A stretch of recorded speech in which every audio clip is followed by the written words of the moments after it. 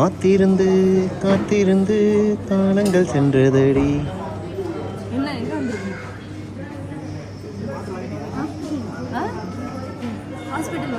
ஏன் வாய்ஸ் ரொம்ப அமைதியாக இருக்கே அர்ஜுனுக்கு? நாங்கள் ஹாஸ்பிட்டலுக்கு வந்தாலே ரொம்ப நல்ல பிள்ளையாக மாறிடுவாங்க. எங்களுக்கு ஒன்றுமே தெரியாது. நாங்கள் ரொம்ப சின்ன பிள்ளை, எங்களுக்கு பேச தெரியாது. எங்களுக்கு வந்துட்டு சத்தமாகவே பேச தெரியாது. எங்களுக்கு வாயிலேருந்து வாய்ஸே வராது.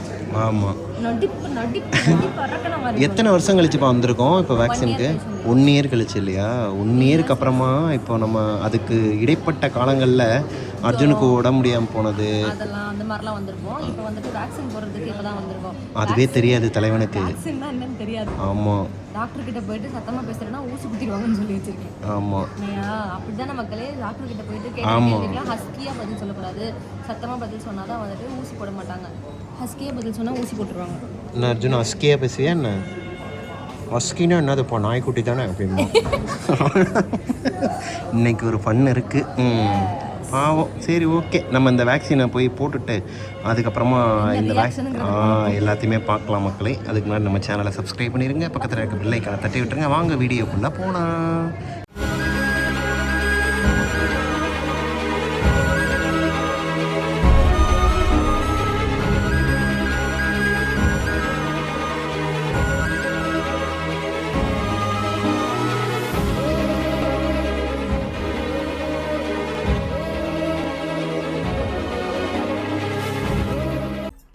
தெய்வத்துக்கே ஒரு வேஷமா, தெய்வத்துக்கே மாறு சும்மா இருங்கப்பா, சும்மா இருங்க. என்னப்பா நீ கலாய்க்கிறியப்பா அர்ஜுனை போயிட்டு. அர்ஜுன் எத்தனை ஊசி அர்ஜுன் போட்டாங்க? 1 மட்டும்தான். 1 2 2 வரல குத்துனாங்க.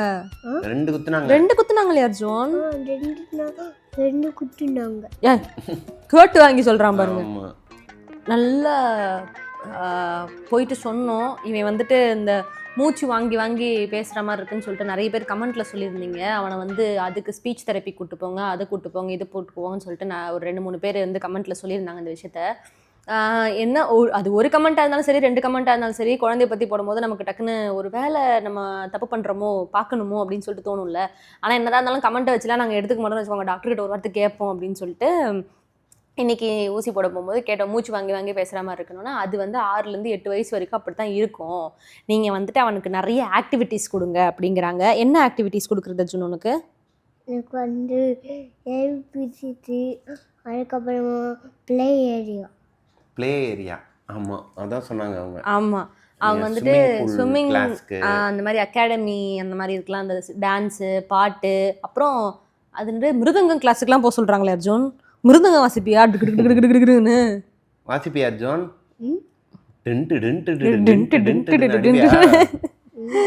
அந்த மாதிரி வந்துட்டு அவனை வந்துட்டு இதுவாகவே இதில் வேற அவங்க அப்பா வேற கம்ப்ளைண்ட், பிளே ஸ்டேஷனாக விளையாடுறான் மேடம் சொல்லிட்டு அவனுக்கு தான் திரும்பிச்சு.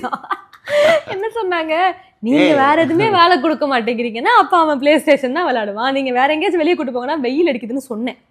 வெயில் காலையில நீங்க கொடுக்கலாமே, காலையில நாங்க எந்திரிக்கணுமே, அப்ப ஈவினிங் கொடுக்கலாமே. ஈவினிங் வந்து காலையில இருந்து வேலை பார்த்து டயர்ட் ஆயிடுவோம் மேடம். கிளம்புல வெளியே அப்படிங்கிற மாதிரி அனுப்பி விட்டாங்க. ஆக்சுவலா நான் என்ன அர்த்தத்துல அவங்க கிட்ட கேட்டேன் அப்படின்னா, ரீசன் இருக்கு. என்னன்னா, இவன் வந்து பிளே ஸ்டேஷன் அதிகமாக விளாட ஆரம்பிக்கிறானோன்னு சொல்லிட்டு எனக்கு ஒரு தாட் வந்துச்சு. நம்ம சொன்னாலும் கேட்க மாட்டேங்கிறானேன்னு சொல்லிட்டு தான் ஊசி குத்தும் போது எதனா ஒரு விஷயத்த ஆழமாக பதிய வச்சோன்னு வச்சுக்கோங்க மனசுக்குள்ள, அதை வந்து பண்ண மாட்டான். அதனால தான் வந்துட்டு பிளே ஸ்டேஷன் வந்துட்டு விளாண்டனால தான் அவனுக்கு ஊசி போட்டாங்கன்னு சொல்லிட்டு சொல்லி வச்சிருக்கிறேன். இப்போ நான் சொல்கிறது கூட அவன் கேட்டுக்கிட்டே தான் இருப்பான். இருந்தாலும் அதுக்கேற்ற மாதிரி நான் அப்படியே மாற்றிடுவேன்னு பார்த்துக்கோங்களேன். என்னையா எதனால ஊசி போட்டாங்க அர்ஜுன்? பாத்தீங்களா, அவ்வளவுதான். அதுக்கு தான் வந்து சொல்லி வைக்கிறது. இது டாக்டருக்கு புரியல. அவங்க என்ன நினைச்சுக்கிட்டாங்கன்னா, பிளே ஸ்டேஷன் விளாட்றாங்கன்னா நீங்கள் கொடுத்தா விளாடத்தான் செய்வான், நீங்கள் கூட போய் அவங்க கூட வந்து கொஞ்சம் ஆக்டிவிட்டீஸ் பண்ணுங்கள். எவ்ரி ஃபாதர்ஸ் அண்ட் மதர்ஸ், அதாவது parents are very lazy and அவங்கவுங்களோட வேலையில் வந்துட்டு ரொம்ப வி ஆர் பிஸி. அப்புறம் வந்து குழந்தைய வந்துட்டு நீங்கள் பிளே ஸ்டேஷன் விளாட்றான், அவன் வந்து கவனமே வைக்க மாட்டேங்கிறான் அப்படின்னு சொன்னால், what are you doing? English எல்லாம் பேசுது அப்படிங்கிற மாதிரி. வாட் ஆர் இங்கிலீஷ்டா? What a English da? Yeah, I am an Englishman from London. என்ன பண்றது, டிகிரி வரைக்கும் படிச்சது இதுக்காச்சும் யூஸ் ஆகும். அது சொல்லுங்க. அதனால அர்ஜுனை வந்து அடுத்து வந்துட்டு பாட்டு கிளாஸ் போறாரா, இல்ல ஸ்விம்மிங் கிளாஸ் போக போறாரா, இல்ல மிருதங்கம் கிளாஸ் போக போறாரா? எங்க போறாரு? மிருதங்கமே வரலவா? இல்ல மிருதங்கம். மிருதங்கம்னா என்னன்னு தெரியாதுப்பா அவனுக்கு. மிருதங்கம்னா என்னன்னு தெரியுமா? எப்படி இருக்கும் அது? நல்லா இருக்கும். சூப்பரா நல்லா. டான்ஸ் கிளாஸ் போறியா?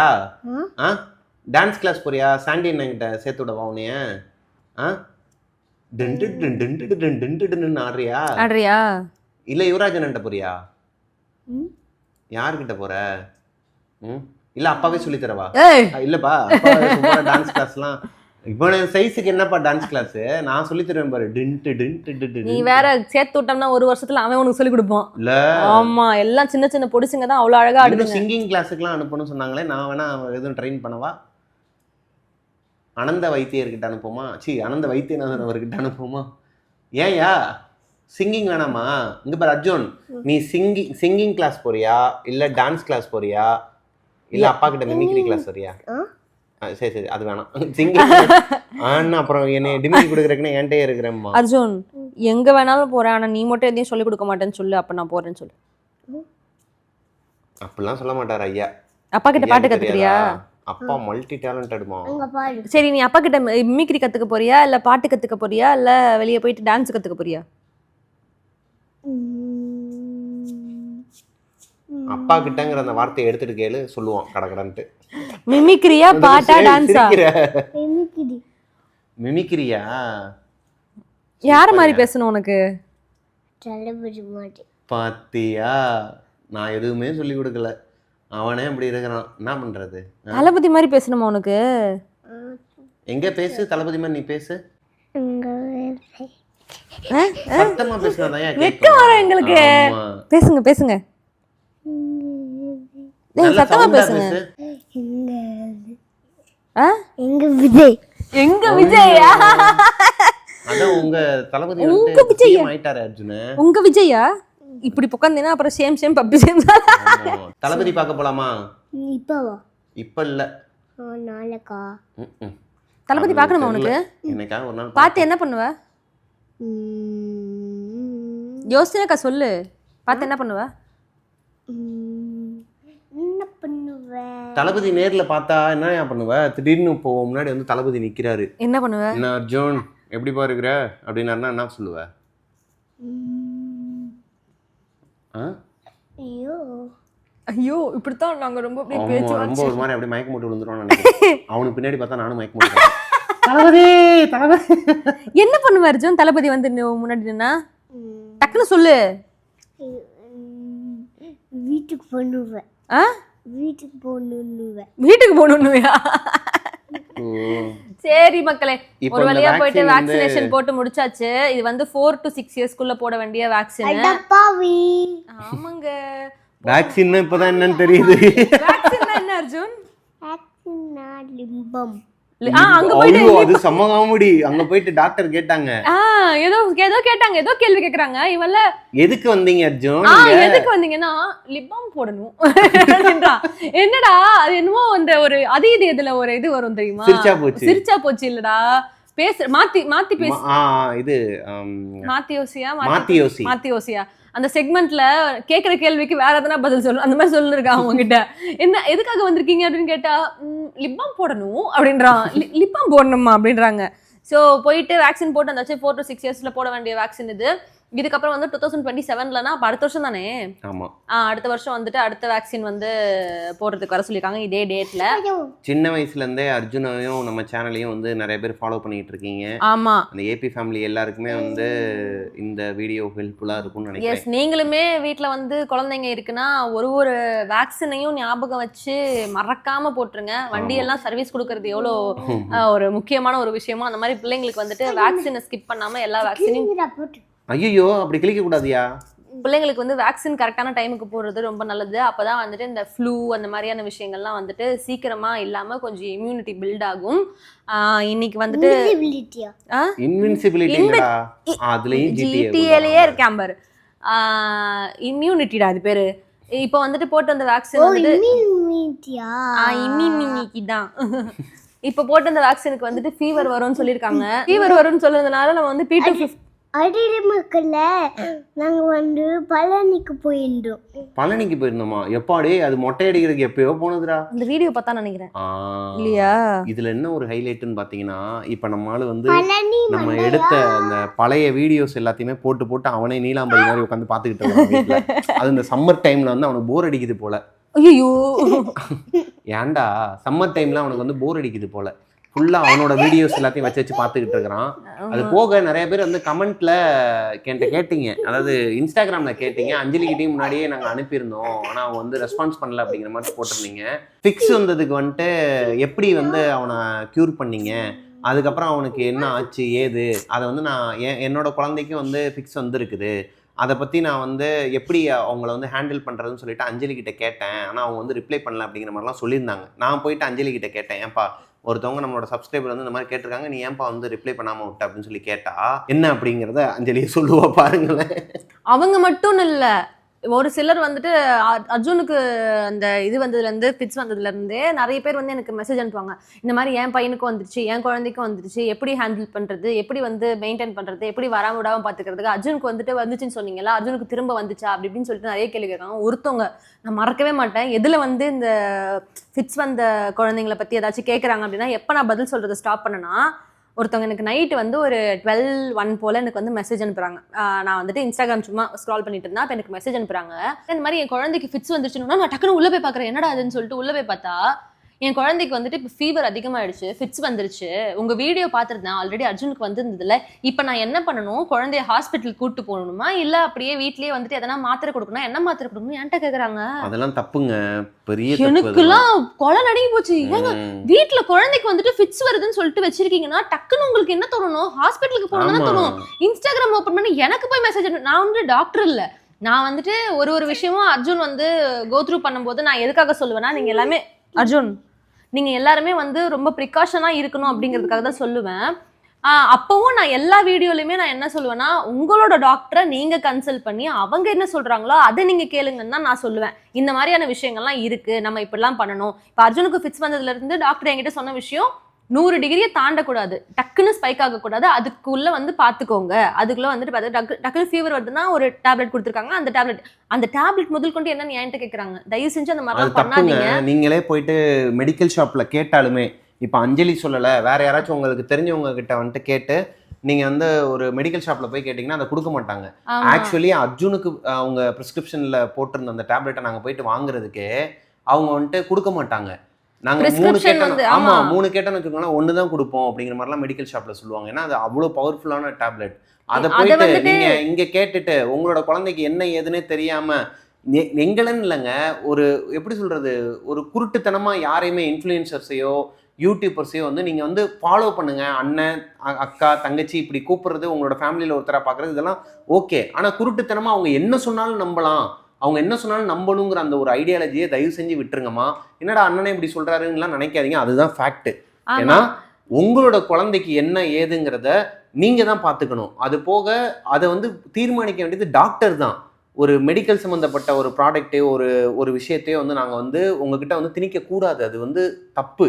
அது நீங்க எங்ககிட்ட கேட்க கூடாது, அதுவுமே தப்புதான். இன்னொன்னு வந்துட்டு நாங்களே வந்துட்டு இப்போ அர்ஜுனுக்கு வந்து நான் வேக்சின் போட்டேன்னு நான் சொல்லுவேனே தவிர்த்து அவனுக்கு என்ன வேக்சின் போட்டிருக்கேன், அவனுக்கு என்ன கம்பெனி போட்டிருக்கேன், என்ன பிராண்ட் போட்டிருக்கேன், எந்த ஹாஸ்பிட்டல்ல போயிட்டு என்ன, அதெல்லாம் நான் சொல்ல மாட்டேன். ஏன்னா அவங்க உங்களோட ஹாஸ்பிட்டலுக்கு ஏத்த மாதிரி அவங்க டாக்டருங்களுக்கு ஏத்த மாதிரி குழந்தைங்களோட ஹெல்த் கண்டிஷனுக்கு ஏத்த மாதிரி தான் எல்லாமே பண்ணுவாங்க. சோ இப்போ வந்து அர்ஜுனுக்கு கொடுக்குற ட்ரீட்மெண்ட் வேற மாதிரியா இருக்கும், ஃபிட்ஸ் வராத குழந்தைங்களுக்கு 100 டிகிரிக்கு மேல ஃபீவர் போச்சுன்னா அவங்க கொடுக்குற ட்ரீட்மெண்ட் வேற மாதிரியா இருக்கும்.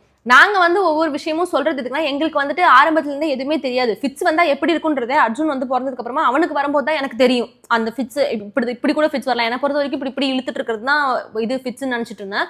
பட் இப்படியும் ஒரு ஃபிட்ஸ் இருக்கு, இப்படியும் குழந்தைங்களுக்கு வரும், இதுக்கான இந்த மாதிரிலாம் வந்து நான் தெரிஞ்சுக்கிறதுக்கு கஷ்டம். ஸோ அதனால எங்களை மாதிரி வந்துட்டு நியூலி மேரிட் கப்பிள், ஃபேமிலியோட சப்போர்ட் இல்லாமல் தன்னால் வளர்க்குற தனியாக வளர்த்துட்டு குழந்தைங்களை வளர்க்குற அந்த மாதிரியான கப்பிள்ஸ்க்காக நம்ம வந்துட்டு ப்ரிகாஷனாக இருக்கணும். குழந்தைக்கு வந்து ஒரு 100 டிகிரிக்கு மேலே ஃபீவர் போகுது, அந்த ஃபிட்ஸ் வீடியோலையுமே நான் என்ன சொல்லியிருப்பேன்னா, 6 மாதம் வரைக்கும் அந்த டாக்டர் வந்துட்டு 6 மாதம் குழந்தை வரைக்கும் அவனுக்கு வந்து ஃபீவர் வந்துச்சுன்னா இந்த டோசேஜ் பேராசிட்டமல் கொடுங்கன்னு சொல்லிட்டு சொல்லியிருப்பாங்க. நான் 1 வயசு வரைக்கும் அந்த டோசேஜே கொடுத்துட்டு இருந்தேன். அன்னைக்கு ஃபிட்ஸ் வரும்போது அதே டோசேஜ் கொடுத்துட்டு இருந்தேன். ஸோ அது கேட்கல. அதுவும் எதுக்காக, என்ன டோசேஜ்னு நான் சொல்லலை. எதுக்காகனா உங்க குழந்தையோட வயசுக்கு ஏற்ற மாதிரி டோசேஜ் மாறும். அதை நீங்க முன்னாடியே உங்க டாக்டர் கிட்ட நீங்க கேட்டு வச்சுக்கணும். ஒரு மாசத்துக்கு ஒட்டியோ 2 மாசத்துக்கு ஒரு நீங்க டாக்டர் கிட்ட போகும்போது ஃபீவர் வந்தா என்ன டோசேஜ் கொடுக்கணும், இது பேராசிட்டமால் சொல்லிட்டு நீங்க கேட்டு வச்சுக்கணுன்றதுக்காக தான் அதை ஷேர் பண்ணேன். ஃபிட்ஸ் வந்தா இந்த மாதிரிலாம் நடக்குது அப்படிங்கிறது வந்து எங்களுக்கு வந்து ஒண்ணுமே தெரியாம பிளாங்கா போய் ஹாஸ்பிட்டல்ல உட்காந்துட்டு இருக்கும்போது எங்களுக்கு இந்த மாதிரி ஒரு விஷயம் நமக்கு சொல்லிக் கொடுக்கறதுக்கு ஆள் இல்லையா அப்படின்னு சொல்லிட்டு நாங்க யோசிச்சது உண்டு.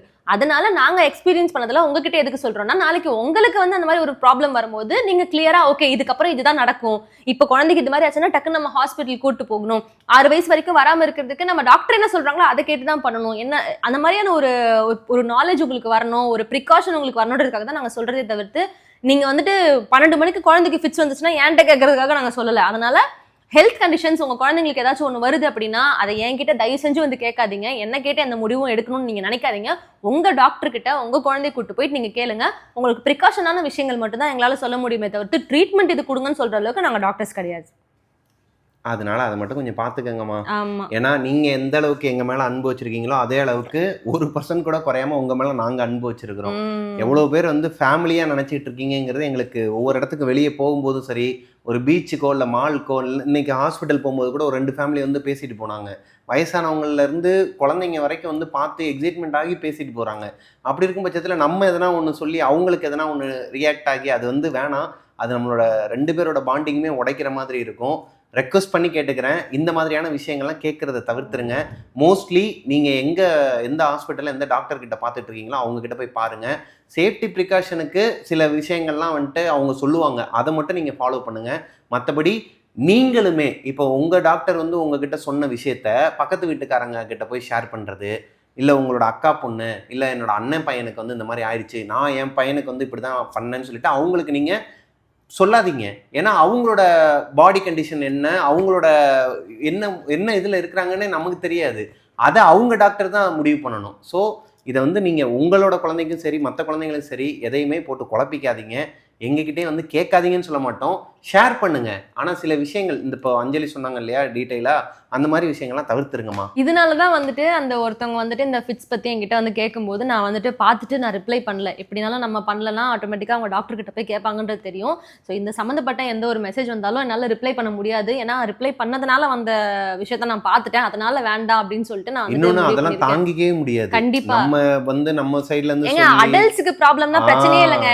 உங்களுக்கு வந்துட்டு டிஸ்க் பல்ஜ் வந்துச்சு, உங்களுக்கு வந்துட்டு எங்க நீங்க ட்ரீட்மெண்ட் பண்ணீங்கன்னு கேட்டா தாராளமா அதை நான் நிறைய பேருக்கு நான் ரெஃபர் பண்ணி அவங்களை அங்கே அனுப்பிச்சு விட்டுருக்கோம். உங்களுக்கு ஃபீவர் வந்துச்சு, உங்களுக்கு வந்து H1N1 வைரல் ஃபீவர் வந்துச்சு, நீங்க எப்படி அதை ஹேண்டில் பண்ணீங்கன்னு சொன்னா ஈஸி, நான் தாராளமா அனுப்பிச்சு விட்டுருக்கேன். அதுமே சொல்லியிருக்கோம். ஆனா குழந்தைங்க விஷயத்துல வந்து யாருமே ரிஸ்க் எடுக்காதீங்க. நான் டாக்டர்ஸ் யாருக்கிட்டையுமே வந்து சஜஷன்ஸ் கேட்காதீங்க. அவ்வளவுதான் என்னோட இது. இன்னைக்கு வேக்சினோட சேர்ந்து ஒரு நல்ல ஒரு விஷயத்தை உங்ககிட்ட நான் ஷேர் பண்ணிருக்கேன். எங்களையும் கருத்து பேச வச்சிட்டீங்க. கருத்து இல்லடா, இது இன்ஃபர்மேஷன். அதான் இன்ஃபர்மேஷனா என்ன தமிழ்ல? இன்ஃபர்மேஷன்னா இது தகவல் சொல்ல வச்சிட்டீங்க. சரி ஓகே. எனிவே அப்படியே அஞ்சலி பிரபாகரன் யூடியூப் சேனல் சப்ஸ்கிரைப் பண்ணுங்க. வெளியே போலாமா? சூப்பரான ஒரு வீடியோல உங்களை மீட் பண்ற வரைக்கும் டாடா, பாய் பாய்.